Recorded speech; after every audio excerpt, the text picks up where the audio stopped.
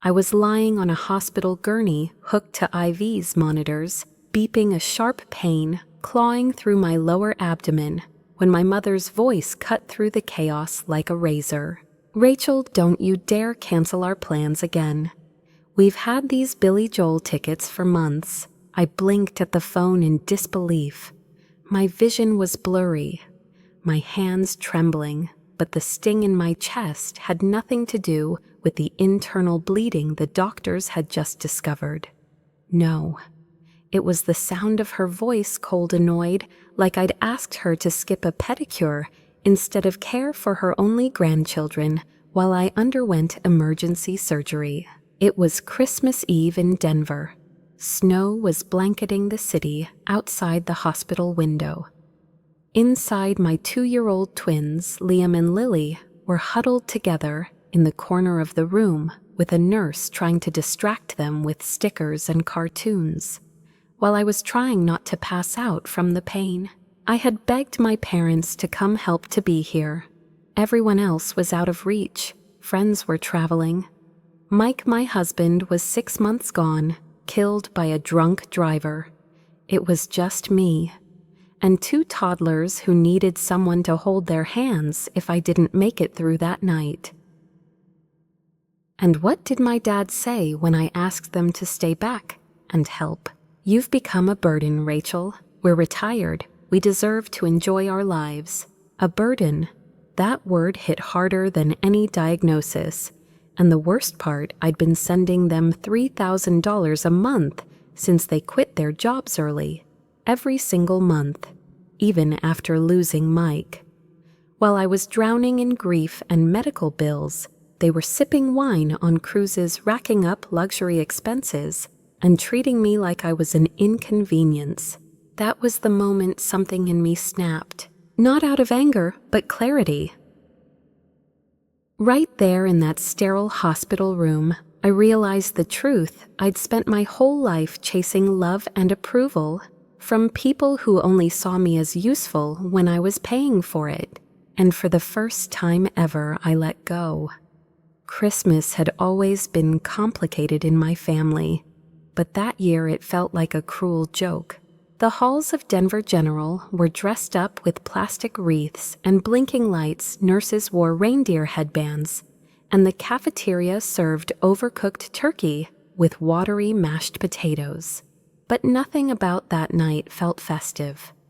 Not when I was curled up in a hospital bed, barely able to breathe from the pain ripping through my abdomen. Not when my toddlers were clinging to a stranger's hand instead of their grandmother's. Just 12 hours earlier, I had been trying to wrap the twins' presents in our tiny apartment while hiding the stabbing cramps that had been building for days. At first, I thought it was stress, grief, exhaustion, maybe just something I ate.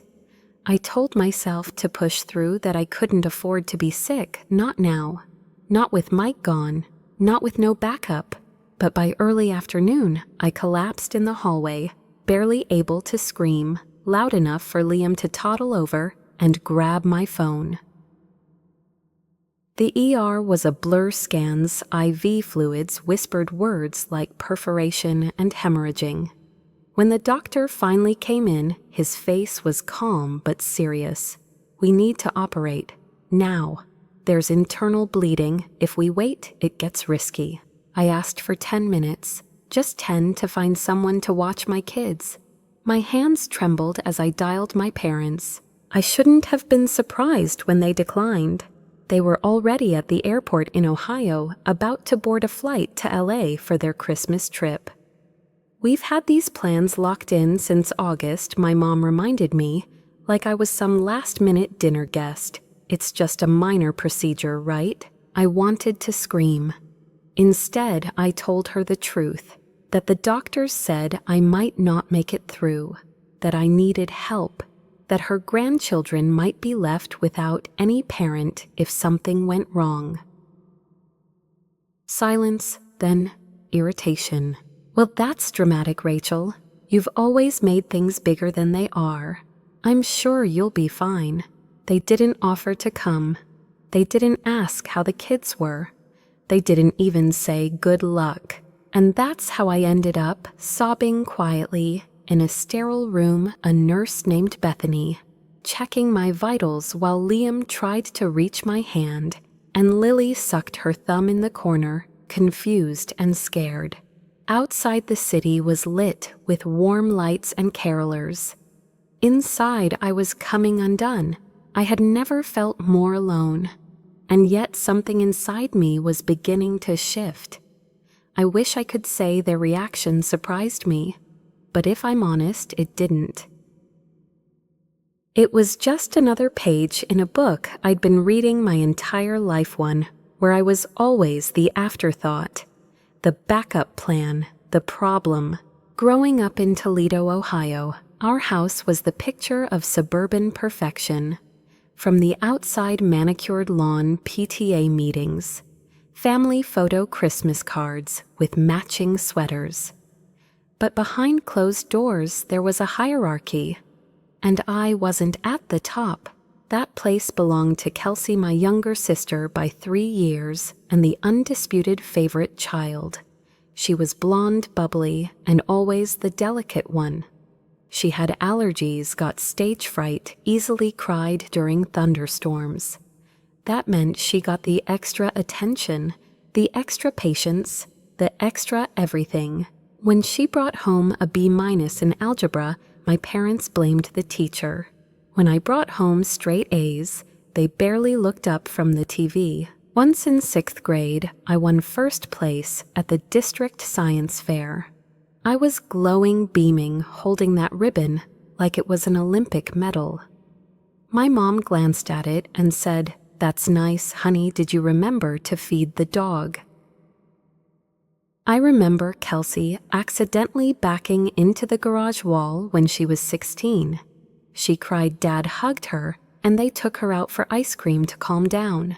When I got accepted to college on a full academic scholarship, they didn't even come to orientation, said it was too expensive, and besides, Kelsey had a dance recital that weekend. It wasn't that they hated me, they just didn't see me.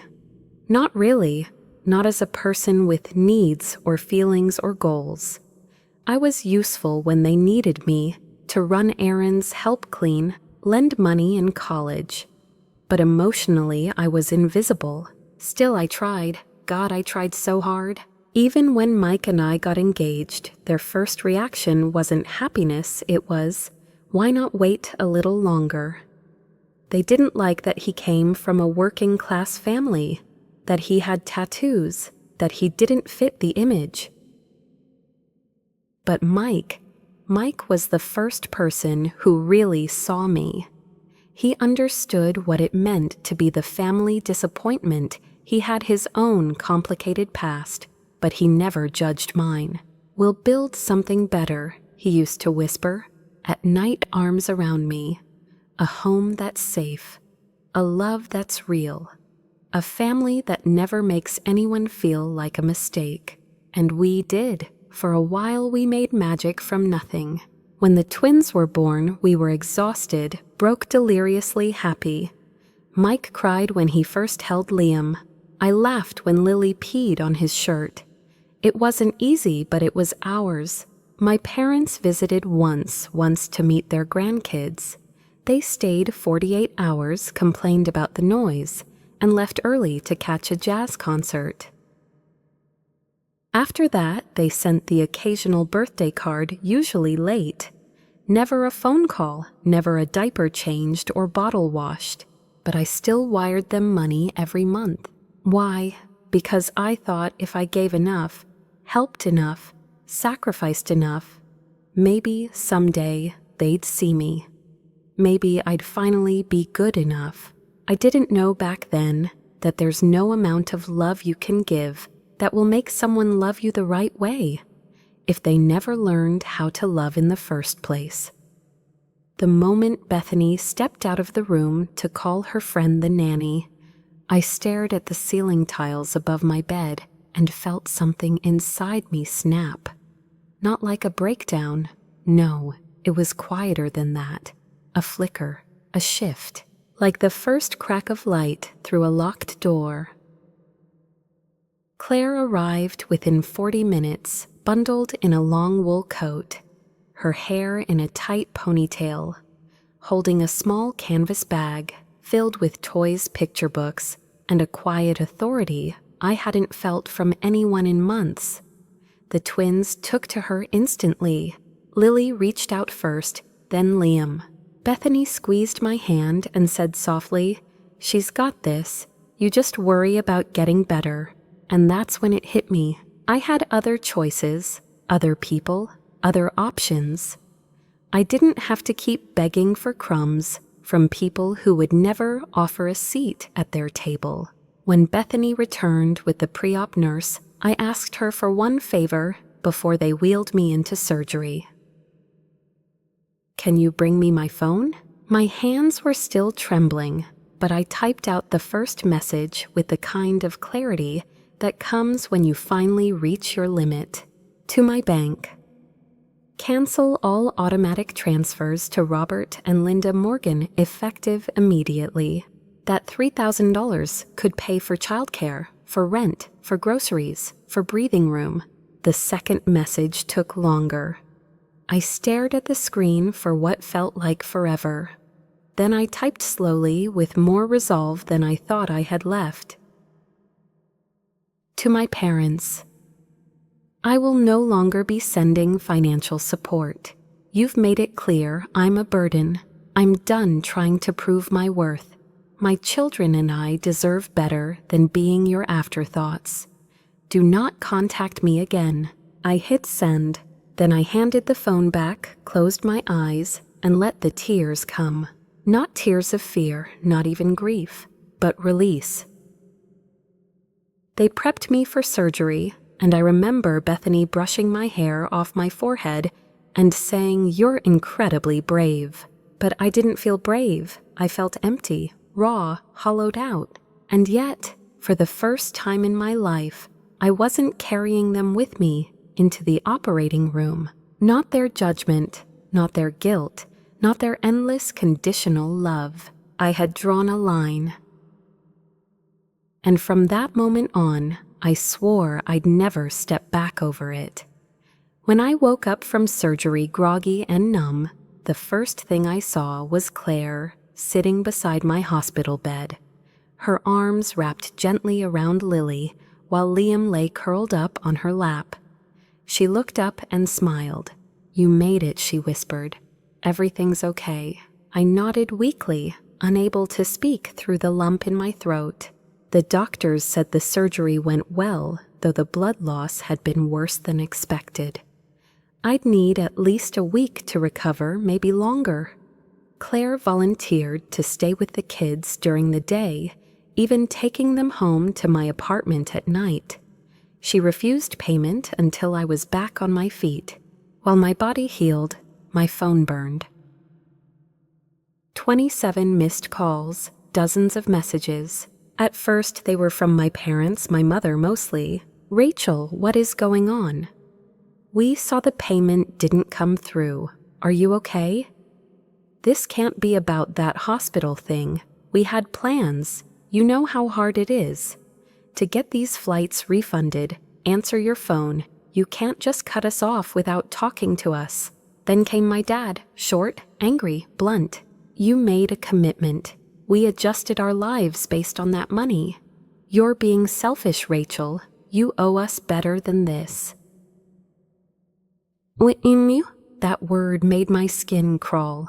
They spoke like I was an ATM with a pulse. No mention of the surgery, no concern for the kids, just panic over their mortgage and their cruise. And then came the group email from my father, sent to every relative we had. Subject line, "Rachel's betrayal." It was a carefully written tale dripping in martyrdom. How they'd sacrificed everything for me growing up. How I'd promised to support them in retirement, only to abandon them without warning. How they now faced financial ruin because of my vindictive behavior. They even threw in lines about how I was struggling emotionally since Mike died and might not be in the right state of mind. I read it twice, heart pounding. Not a single sentence about why I was in the hospital. Not a word about the children, just manipulation, weaponized shame, and crocodile tears for public sympathy. But what they hadn't counted on was Kelsey. She texted me that same night. "Rachel, what the hell is going on? Mom and Dad said you ghosted them after some routine checkup. Are you okay?" I didn't hold back. I told her everything. The emergency surgery, the bleeding, the twins crying in a hospital room while our parents boarded a plane to California. She replied within 5 minutes, "Oh my God, I had no idea. I would have flown out. I would have stayed with the kids. I'm so sorry." There was real panic in her words, guilt, and something else, doubt. It was the first time Kelsey began to question the golden narrative she'd been fed her whole life. The idea that I was distant by choice, cold, difficult. Maybe, just maybe, she was finally seeing who had really been lying. That email my parents sent, it didn't go the way they hoped. Cousins reached out quietly. One wrote, "Didn't Uncle Rob just buy a boat?" Another thought they had a timeshare in Florida. How are they broke? Even Aunt Maureen, the family vault, called and said, "They said you were just making drama again. But this sounds different. I didn't need to fight. The truth was doing the work for me." For the first time ever, their lies weren't enough to hold the room. The week after I came home from the hospital was a blur of pain, exhaustion, and unexpected grace.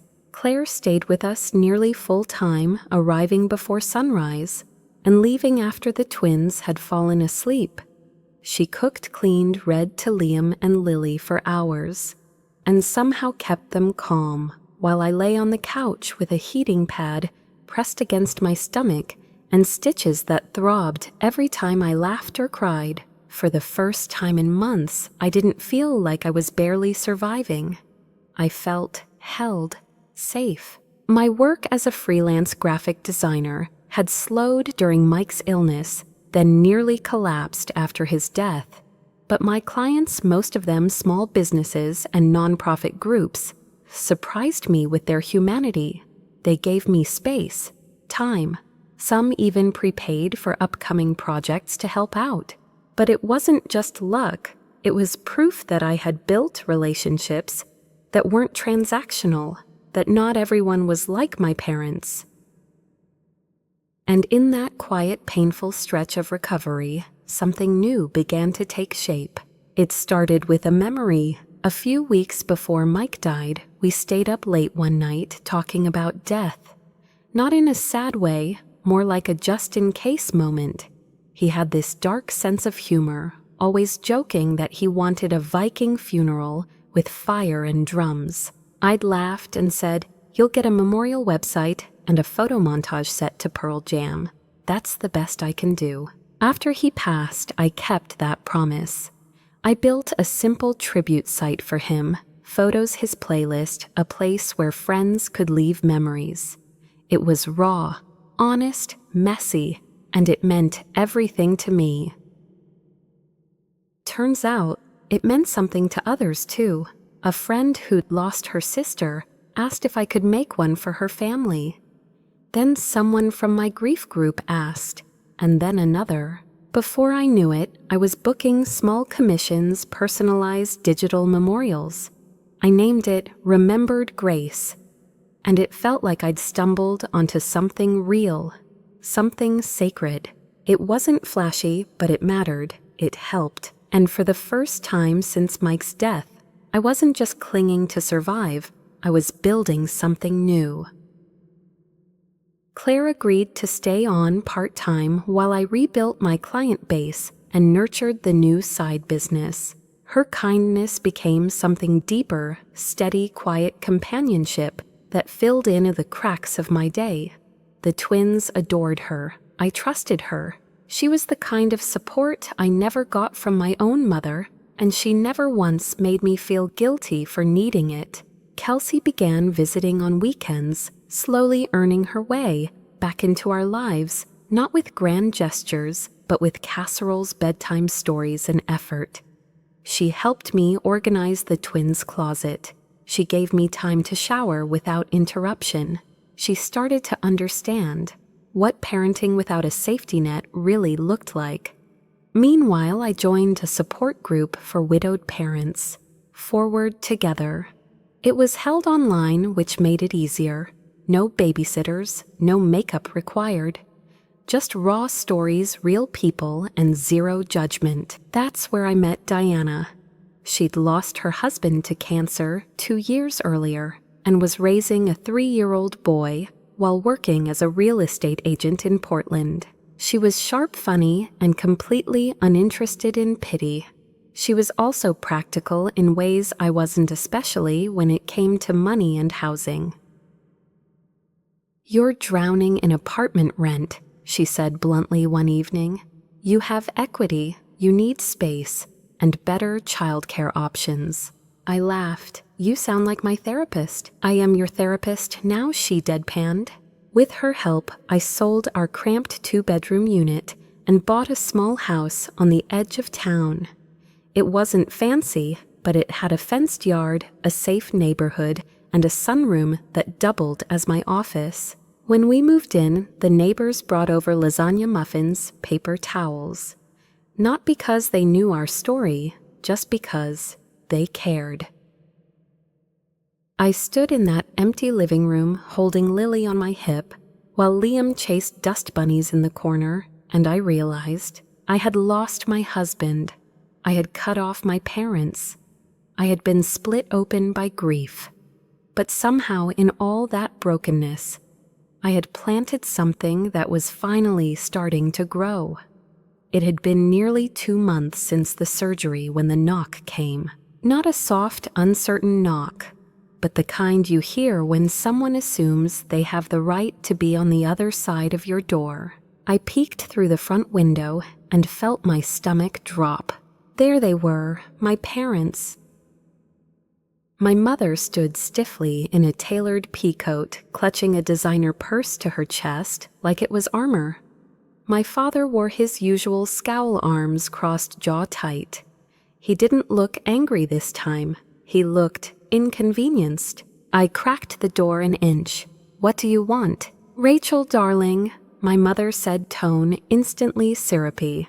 "You haven't answered our calls. We were so worried. We just needed to see you and the kids." I stared at her, then at my dad, who was already inching forward, like he was about to invite himself in. "We're fine," I replied flatly. "Claire's with the twins. What do you really want?" Dad cleared his throat, already annoyed. "We need to talk about this financial situation." The mortgage payment bounced. We had to dip into our cruise fund just to keep the bank off our backs. There it was. Not a word about the surgery. Not a question about Liam or Lily. Not even a half-hearted apology. Just panic over missed payments and ruined retirement plans. I stepped out and shut the door behind me. "I told you I was done," I said calmly, "and I meant it. But sweetie," my mom interrupted, her voice pitching higher, more desperate, "we've come to depend on that money.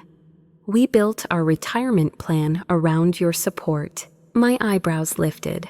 "My support? You mean the money I gave you out of guilt while grieving my husband and raising 2 babies? That support?" Dad bristled. "That's not fair. We had plans in place and—" "Plans more important than my surgery," I snapped. "More important than your only grandchildren." They both went quiet. Not because they didn't have answers, but because the answers wouldn't make them look good. I crossed my arms. "You didn't just skip helping me. You knew what I was facing, and you chose to go to California anyway. You chose music over your daughter. You chose luxury over loyalty."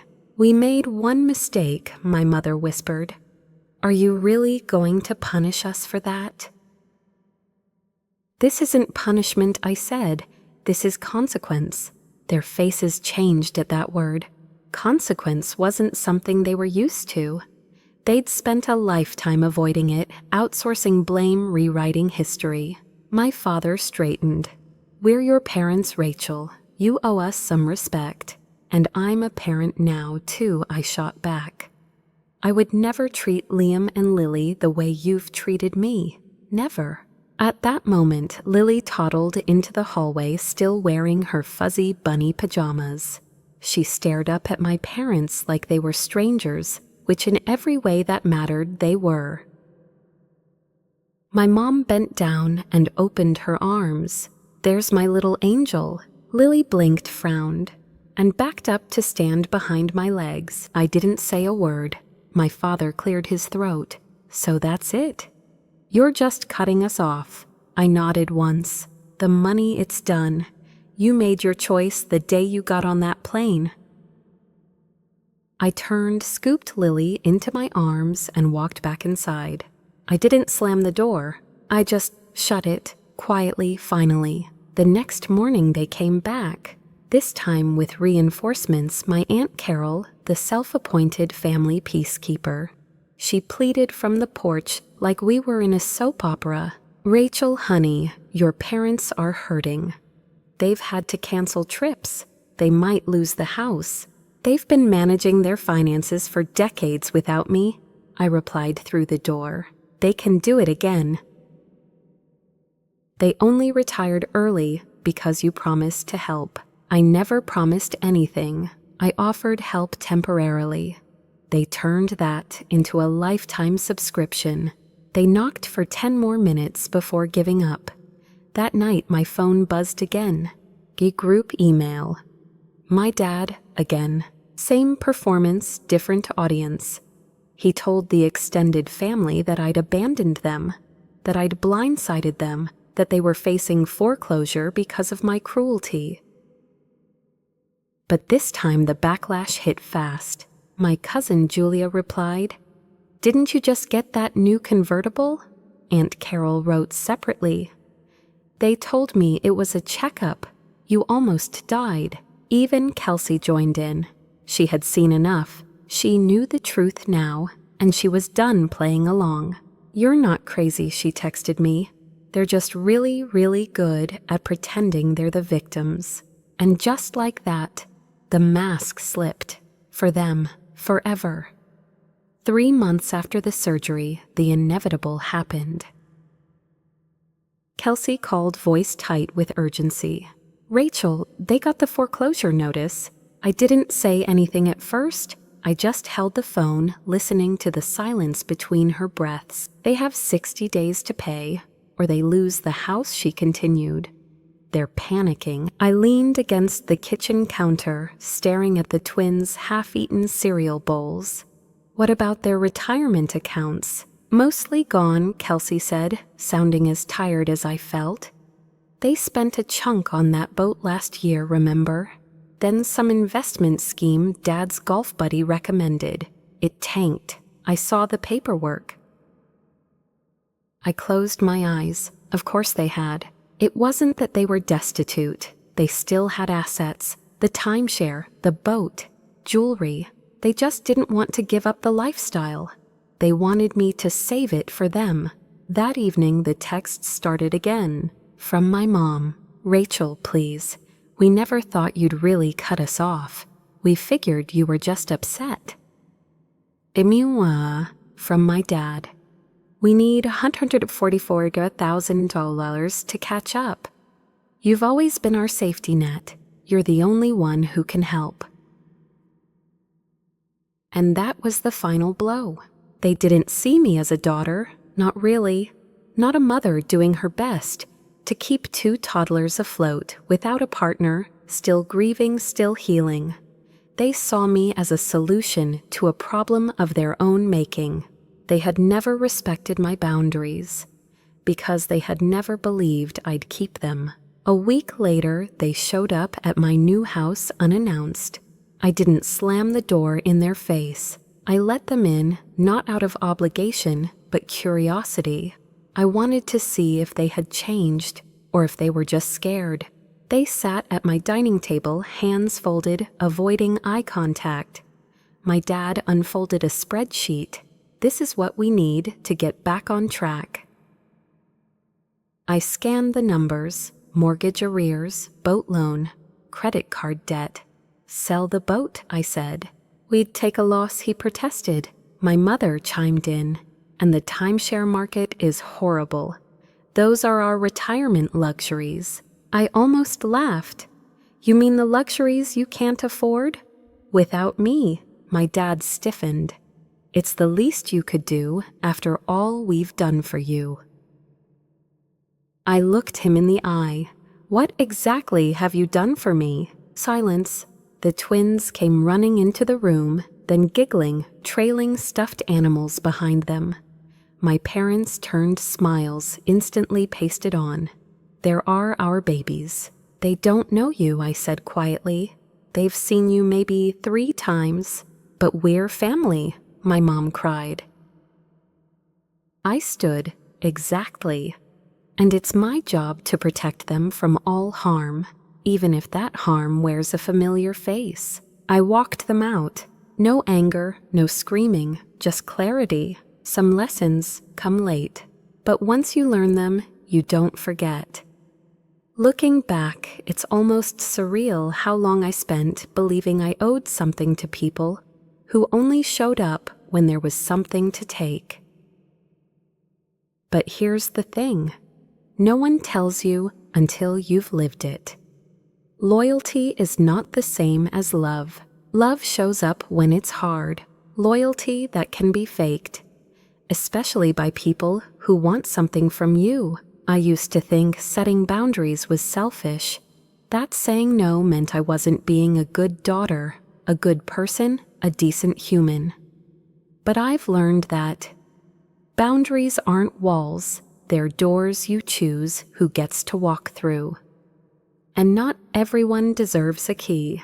My parents taught me a painful but valuable lesson. Just because someone gave you life doesn't mean they know how to love you. Just because someone is family doesn't mean they're safe. For anyone out there struggling to break free from toxic expectations, hear me when I say this. You are allowed to protect your peace. You are allowed to say enough when love starts to feel like a transaction. You are allowed to stop bleeding yourself dry to keep someone else comfortable. And if you're a parent like me, then your job, your deepest calling, is to be the kind of protector you never had. Not just for your kids, but for the child you used to be. The child who cried quietly. The teenager who overachieved for scraps of praise.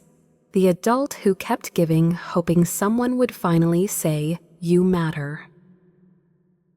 Well, you do matter. You always did. Sometimes we're handed the short end of the stick in the families we're born into. But that doesn't mean we're doomed to repeat the cycle. We can build something better. We can choose kindness without losing our power. We can choose compassion without sacrificing our sanity. And most importantly, we can choose ourselves, because you don't have to set yourself on fire to keep someone else warm. So if you're standing at the edge, wondering if you're allowed to walk away, let me say it out loud. Yes, you are. And not only will you survive it, you might finally discover who you were meant to be all along.